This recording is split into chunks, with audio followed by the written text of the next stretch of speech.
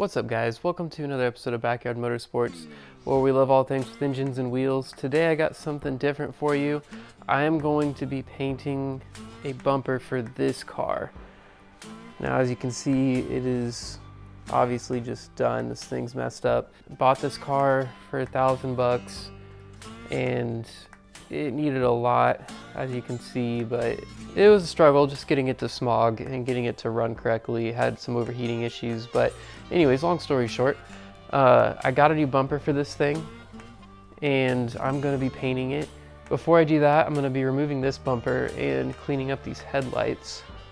Pretty fogged. And I got a bumper for about 240 bucks. Now, I did see some aftermarket ones for like 180. I can even link that down in the description, but I definitely suggest checking your local dealership. A lot of times they are more expensive, but I mean, OEM sometimes is worth it, especially, you know, it's gonna fit right, it's gonna be good quality.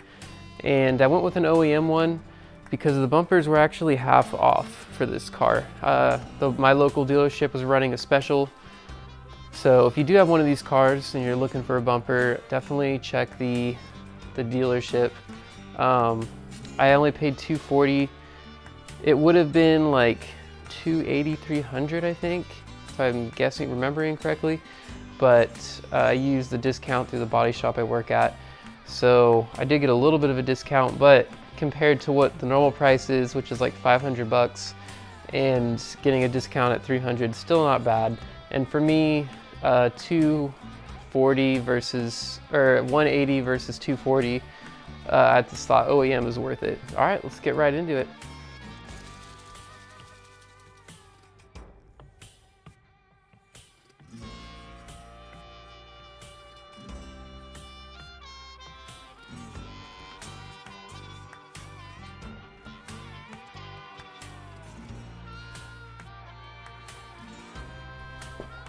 All right, I got these headlights.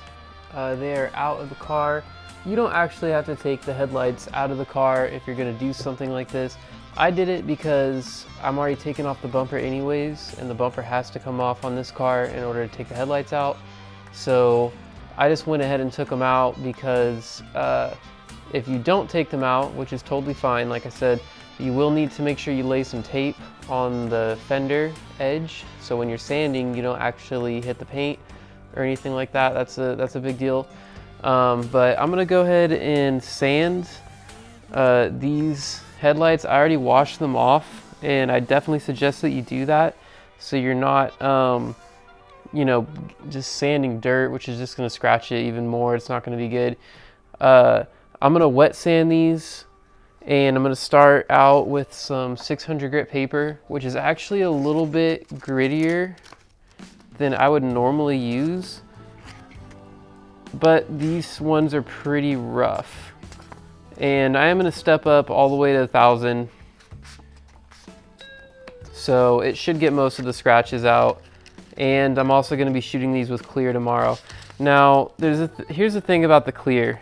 I'm gonna sand these, I'm gonna buff this. It's not gonna probably get any more clear than that. It's gonna look as it should, I guess you would say. But the thing about it is that these will yellow really fast. I did that to my white car actually, and I've just been keeping wax on them, which does help, but it's already starting to yellow a little bit on the side that the sun sets when I park my car in the driveway, so it's already kind of yellowing there. You don't have to spray clear though. Clear, all that does is keep the sun from yellowing the lights. And another YouTuber, a lot of you guys, if you're into Civics, you probably heard of All Day Anthony. He had a great video where he sanded some headlights, similar situation, but instead of spraying clear, he had I think it was like some sort of latex or some sort of wrap, like clear wrap that goes over it. So if you don't have access to like a gun to spray clear, I would definitely try to do that wrap, and I'm gonna link that video down in the description so you could check that out too if you want to get some information on how to lay that wrap.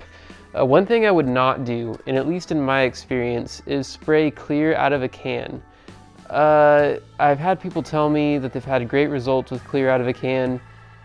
I've just never seen it. personally. Never seen it. It always looks awful. I don't suggest it. So if you're not spraying clear out of a gun, I would check into that wrap that All Day Anthony was using. That looked pretty interesting. I haven't tried that yet. And maybe comment down below if you've had luck with the clear out of a can. You know, I would love for that to be the case. And maybe I just use the wrong brands, maybe. So maybe comment down below if you've had some luck with that stuff. But without any further ado, let's get started. So I'm gonna wet sand these 600 grit. I'm gonna start with 600 grit. What I like to do is get a solo cup, fill it up with water, start soaking my wet sandpaper. Now make sure that you actually buy sandpaper that is for wet sanding. Today I'm just using some stuff. I got a Home Depot, some 3M stuff. There it is. And it does say wet or dry. So there it is. I'm actually gonna be using 600 and then 800 and then 1,000. And I'm gonna go up to 1,500. And then I'm gonna buff and polish. And you'll see the results after. I've never had it not turn out pretty decent. Next thing, if you've never water sanded before, get a water bottle. If you have a sports bottle or any sort of thing that'll squirt water out. This here, I'm just gonna take a razor blade. You could use screwdriver, whatever you want. And I'm just gonna make a V in the lid. Got my V, and now I can shoot a little bit of water out. That's all you're really looking for. All right, my sandpaper's been soaking for a good amount now. So with that, I'm gonna just give it a little coat of water and get to sanding. Always try to spread your hand out. Never sand straight with your fingers. Try to like sand perpendicular to how your fingers are. All right guys, so I just felt the need to clarify a little bit more while I'm sanding here. You want to make sure that you identify how bad your lights are. Now these ones, I didn't really explain too much about it, but these ones have weather cracking in them. They're gouged really bad. They, in all honesty, probably should have been thrown away, but me being kind of the cheapskate I am, I wanted to just clean them up because I had materials to do that. So what I'm trying to get at is, a lot of lights are going to have the clear left on them, and you definitely do not want to sand them with 600 grit. That is way too extreme. In a lot of cases, if there's just some light fogging, I wouldn't even sand necessarily. You might just buff and polish. If you have some pretty serious yellowing, I would start with 1,500 and see if that gets it, and then maybe go down to 1,000 if it doesn't, and if it is cracking off, the clear that is, then maybe go to an 800, maybe try 1,000 first. But you can always go lighter and then go coarser later. But once you start with something coarse, you're committed. And I just like to point out that with the 600 grit did not all the way come out. Those scratches did not come all the way out. So I didn't really mind that on these lights because like I said, they were kind of turds, but that's just something I want to let you guys know about. All right, so here I am showing you the texture of these headlights after 1,500. Like I said, I'm spraying these with clear, and I've already sprayed them at this point. You really can't see the sand scratches. I'm not saying that clear hides everything, but you really just can't see the sand scratches. I think that if you are gonna use that clear wrap that I was talking about, I would go all the way up to 3,000. It's gonna look a lot smoother. It almost looks clear before you even buff and polish, so it's gonna be better. If you have some headlights that you really want them to look nice, definitely go from, 1,000, 1,500, 2,000 to 3,000 and then buff and polish. Definitely suggest that. I've got a buffer right here this is a buffing wheel. I'm going to use compounds. I've got some Meguiar's compound. This stuff, I like it. It's honestly just, it's not like really expensive stuff. You can get this at O'Reilly's or AutoZone, whatever. It's nothing special. You can get the really nice 3M stuff online. I think it's like $100 and it's a 3-stage setup. So there's like 1 compound and 2 polishes. I'm just gonna use that compound.